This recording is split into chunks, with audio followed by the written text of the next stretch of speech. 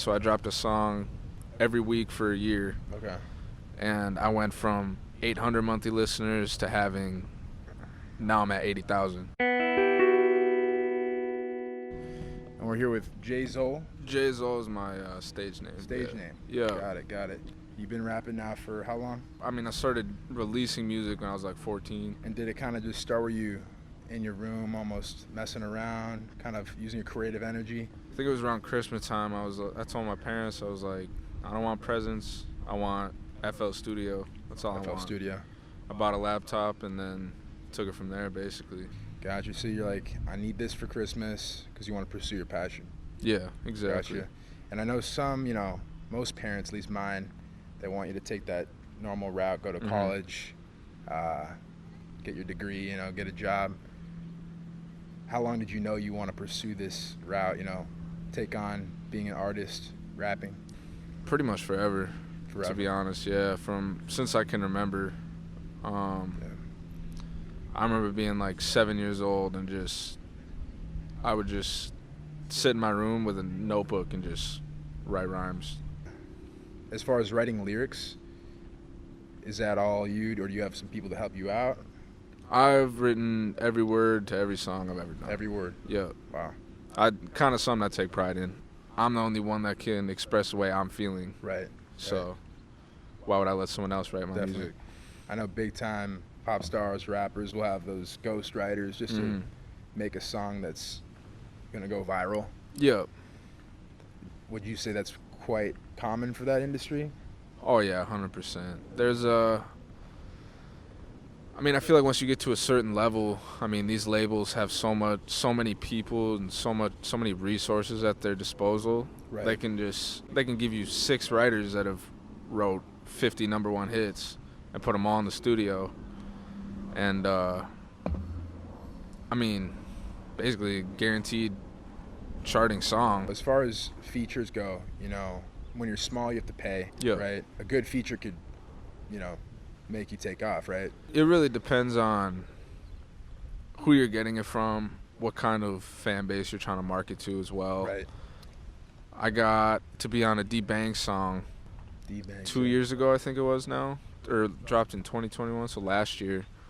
That boosted my numbers a little bit. Damn. Yeah. Did that cost anything, or? No. So my manager was connected with him, and he wasn't supposed to send me the song, actually, but he sent me the song with the open verse on it. He's like, yo, write some to this. I'm not going to guarantee you can be on it. And I was like, all right, cool. And this was like right after my room had flooded. So like all I had out was like my bed, and then I had like a little table. So I'd put my laptop on the table, grab my mic, I recorded a verse real quick, and I sent it back. I think it was in like 30-40 minutes. He was like, yo, they want to put you on the song. And then went out, they flew me out, shot a music video for it. Damn.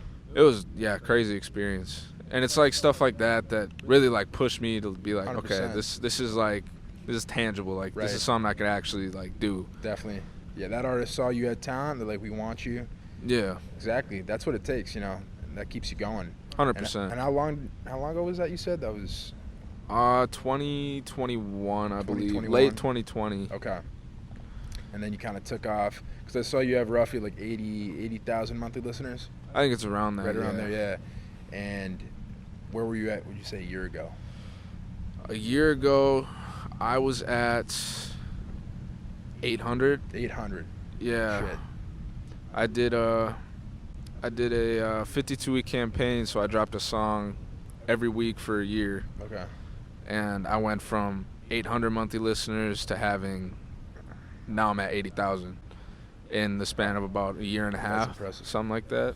And so, for anybody out there who's trying to pursue maybe a career in this industry, was there a method behind it? I don't know how that works. I think from what I've found out, what I've learned is consistency is key. Consistency. If you're dropping one song and then going MIA for 6 months, how are you going to build anything? 100%. Keep people interested. Drop music videos. drop just content in general, even if it's you doing a kickflip. Like, people are gonna be like, "Oh, dude, this dude makes music and skates." Like, boom. Even if it's a flop, if you have a song that just like doesn't do well, I guess learn from it, keep going. You can't succeed until you've failed. Is something I always think. 100%. Just because, I mean, if I would have given up the first time I failed or flopped, I would have been done right when I started, basically. I think you learn a lot more from failing than you do succeeding. Right. Because you never would have got to the point of succeeding if you hadn't failed to begin with.